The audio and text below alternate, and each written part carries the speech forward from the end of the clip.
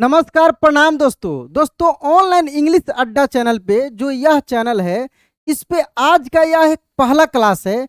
इस क्लास में बिल्कुल बेसिक से, यानी यदि आप कुछ भी पढ़े लिखे नहीं हैं, आपको कुछ भी नहीं आता है और अब से चाह रहे हैं कि आपको इंग्लिश पढ़ने आ जाए, लिखने आ जाए और बिल्कुल बेसिक लेवल से आपको बोलने भी आ जाए, तो आज का यह क्लास दोस्तों आपके लिए बहुत इंपॉर्टेंट होने वाला है। क्योंकि यदि दुनिया का आप कोई भी वर्ड पढ़ने लिखने जाते हैं इंग्लिश से रिलेटेड, तो ये चीज आपको जानकारी जरूर होना चाहिए। यहाँ पे देख सकते हैं दोस्तों, ये जो है 12 खड़ी, क्या है 12 खड़ी, जो हिंदी और इंग्लिश दोनों में आज की इस क्लास में आपको याद कराऊंगा। और यह एक बिल्कुल नया चैनल है जिसका नाम क्या है दोस्तों, ऑनलाइन इंग्लिश अड्डा, जिस पे केवल और केवल इंग्लिश आपको सिखाया जाएगा हिंदी के माध्यम से, यानी इंग्लिश और हिंदी दोनों को कन्वर्ट करके एक एक चीज आपको सिखाया जाएगा। तो दोस्तों यदि आप इस चैनल पे नए हैं, नए जुड़े हैं, तो आपसे रिक्वेस्ट है कि इस चैनल को क्या कर लीजिए, सब्सक्राइब कर लीजिए, क्योंकि बिल्कुल फ्री में इस चैनल पे आपको रेगुलर क्लासेज मिलने वाले हैं। तो यहाँ पे देखिए दोस्तों, ये 12 खड़ी हिंदी और इंग्लिश में, यहाँ पे केवल इतना से नहीं है, ये पूरे गया तक मैं यहाँ पे लिखा हूँ, प्रूफ के साथ देख सकते हैं। एक एक चीज यहाँ पे आपको दिखाया गया है। इसके बाद यहाँ पे शुरुआत कहाँ से करना है, सबसे बड़ी चीज दोस्तों, शुरुआत शुरुआत कहाँ से करना है ये चीज देखिए। आपको दोस्त यहाँ पे सबसे पहले स्वर वर्ण और उसके मात्रा का जानकारी होना चाहिए। क्या क्या, यहाँ पे स्वर वर्ण और उसके मात्रा, साथ में केवल मात्रा से नहीं होगा, इसका इंग्लिश भी आपको आना चाहिए। क्या आना चाहिए दोस्त, इसका इंग्लिश भी आना चाहिए। और इसी के सहायता से बहुत कम समय में यहाँ पे समझ लीजिए कि ये जो मैं क लिखा हूँ, यहाँ पे क्या लिखा हूँ, क लिखा हूँ, अगर केवल केवल और केवल इसको समझ लेते हैं तो देखिए यहाँ पे 12 खड़ी जो गया तक मैं बताया हूं ना, रटना नहीं पड़ेगा आपको, कभी भी उसको याद नहीं करना पड़ेगा। इतना ही के सहायता से टोटल 12 खड़ी को आप समझ जाएंगे और याद कर पाएंगे। पहले ये चीज समझ लीजिए कि जैसे कुछ भी आपके दिमाग में नाम आता है, या वो हिंदी में हो या वो इंग्लिश में हो, जैसे मान लीजिए कि यहाँ पे लिखा है एक नाम सुरेश, क्या लिखा है दोस्त, सुरेश लिखा है, और इसको आप चाहते हैं कि इंग्लिश में लिख दें। कैसे लिख दें, इंग्लिश में। तो देखिए यहाँ पे क्या है, सू है, यानी आपको स में ऊ की मात्रा लगा होगा, यानी सू, यानी एस यू सू। यहाँ पे देखिए ऊ है और इंग्लिश क्या है, यू है, और यहाँ पे देखिए मात्रा क्या है, ऊ है। तो यहाँ पे ये जो स है, इसमें क्या लगा है, ये वाला मात्रा लगा है। तो जब हम इसका इंग्लिश लिखेंगे तो स का तो एस लिखेंगे ही, और ये मात्रा जो लगा है जिसका इंग्लिश यहाँ पे देख सकते हैं, तो क्या लगाएंगे, एस यू लगाएंगे। उसके बाद ये देखिए दोस्तों, र का, र में क्या लगा है, ए लगा है। यहाँ पे ये इस पे थोड़ा सा ध्यान दीजिए, ये क्या है, ए है, और इसका मात्रा क्या है, यही तो लगा है यहाँ पे। तो इंग्लिश क्या है दोस्त, यहाँ पे ई है, यानी आर ई, क्या, आर ई, और ये एस एच से होता है तालब श, यानी सुरेश का क्या हो गया। तो इसमें किसका हेल्प चाहिए, इसमें इसका हेल्प चाहिए, और इसी के हेल्प से टोटल जो गया तक का आप 12 खड़ी पढ़ते हैं ना, वो बना हुआ है। चलिए आगे एक एक करके हम लोग इसको समझते हैं। पहले क पे हम लोग समझ लेते हैं। एक चीज पे यदि आप समझ लेते हैं अच्छे से, तो बाकी सब आपको याद हो जाएगा खुद से खुद। बहुत सारे क्लासेज आप देखे होंगे, लेकिन रटना नहीं पड़ेगा, ये चीज गारंटी है कि आपको कभी भी रटना नहीं पड़ेगा। यहाँ पे देखिए, ये जो मान लीजिए कि ये क है, ठीक है, अब इसमें ये वाला मात्रा का देखिए, ये जो अ है, यहाँ पे ये जो क है, जो हम लोग दोस्तों व्यंजन पर पढ़ते हैं, क्या पढ़ते हैं, व्यंजन वर्ण। हालांकि आपको आता होगा, अगर नहीं आता है तो इसके बाद वो भी क्लास में अपलोड कर दूंगा, और इसके बाद और सारे बहुत सारे क्लासेज अपलोड होंगे, रेगुलर होंगे इस चैनल पे दोस्तों, ये मेरी गारंटी है। और बिल्कुल मतलब कि समझिए कि एक भी पैसा आपको नहीं लगेगा और सब कुछ सीख जाएंगे इस चैनल के माध्यम से। तो यहाँ पे देखिए दोस्तों, ये जो क है, जो हम लोग व्यंजन में पढ़ते हैं, जैसे क्या होता है दोस्त, यहाँ पे क, ख, ग, इस तरीका से हम लोग जो पढ़ते हैं कहाँ तक, ज्ञ तक, ये प्रोसेस कहाँ तक जाता है, ज्ञ तक। वैसे ही च का होता है, फिर ट ठ ड का होता है ना। तो ये सब क्या है, व्यंजन वर्ण है। यहाँ पे समझने के लिए यहाँ पे थोड़ा सा ध्यान दीजिए, ये सब में अ की मात्रा लगा है। किसका मात्रा लगा है? अ की मात्रा लगा है, जो यहाँ पे है। यहाँ पे डैश देने का मतलब है कि ये सब में क्या लगा है, अ की मात्रा लगा है। और इसका इंग्लिश क्या होगा, ए होगा। कहने का मतलब अगर आप क का इंग्लिश लिखते हैं तो आप के ए लिख सकते हैं। क्या लिख सकते हैं? के ए लिख सकते हैं।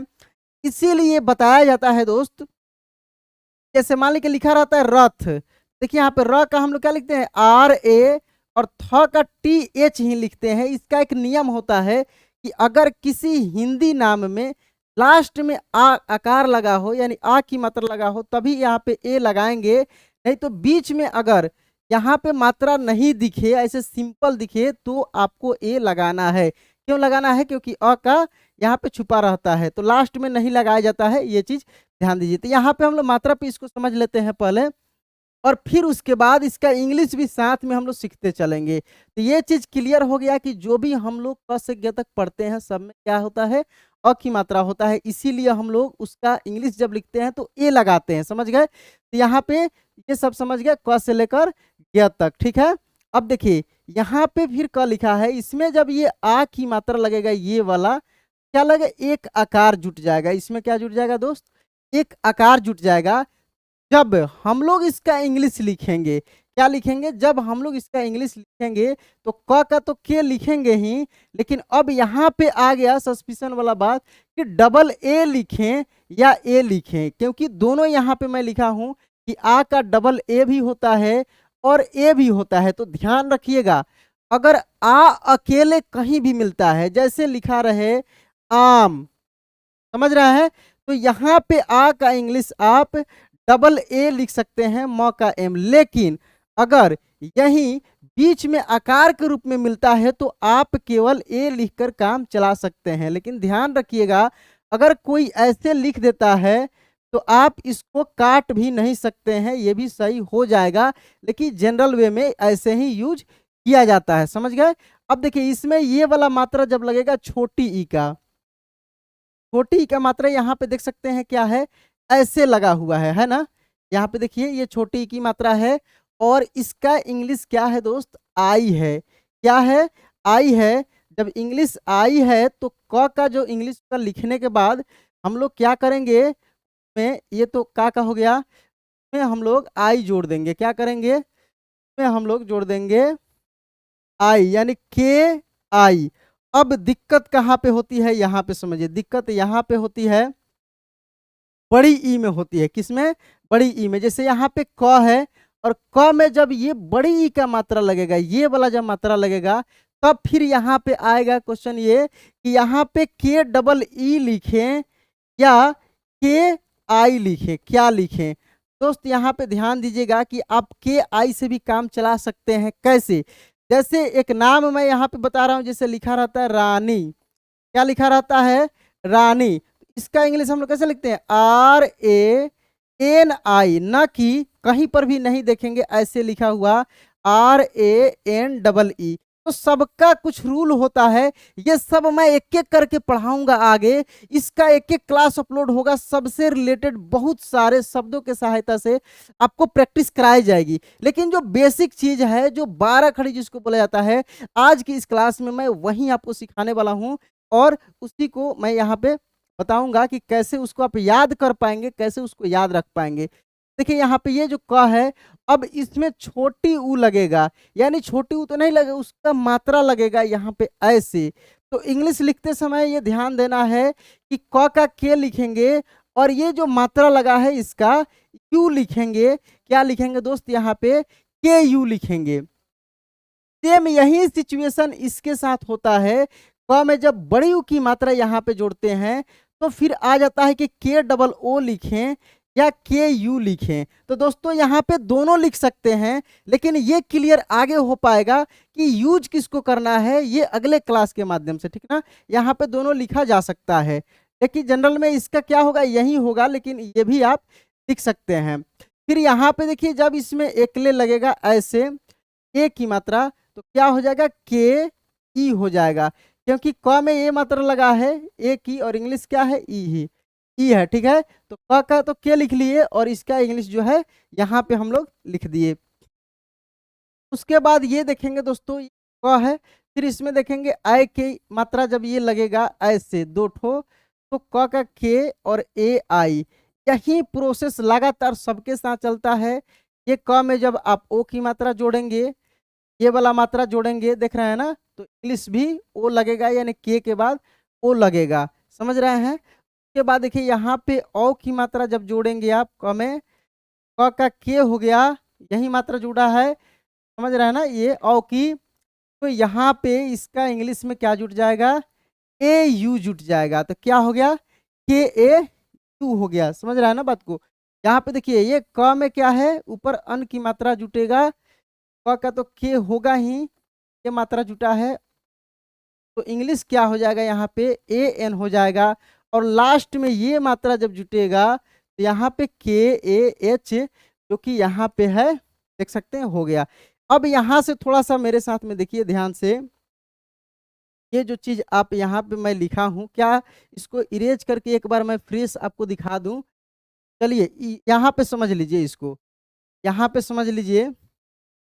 अब देखिए यहाँ पे ये क है, समझ रहा है ना, इसका इंग्लिश क्या है, के है, का है तो के ए, वहां पे क्या मैं बताया हूँ कि के ए भी हो सकता है और के डबल ए भी हो सकता है, लेकिन यहाँ पे 12 खड़ी में क्या जनरल आप ए को ही लगाकर कुछ करेंगे। फिर यहाँ पे देखिए की है, क्या है, की है, के आई, यहाँ पे क में क्या है, बड़ी ई की मात्रा है, के डबल ई, यहाँ पे क में छोटा ओ की मात्रा तो के यू, बड़ा ओ की मात्रा तो के डबल ओ, क में ए की मात्रा है तो के ई, क में क्या है, आई की मात्रा, जो कि ऊपर आप देखे हैं ऐसे था, क्या के ए आई, यहाँ पे देख लीजिए चेंज कर, तो यही था, यहाँ पे क्या था, यही चीज सीखे थे आप, इसका क्या, के ए, एक बार यहाँ क्लियर कर दें वहां पे और आपको समझ।